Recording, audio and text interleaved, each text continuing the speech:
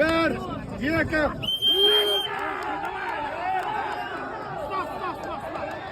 Басында ұстап шашатып алады екен ғой, е? Жарты атырып. 10 секунд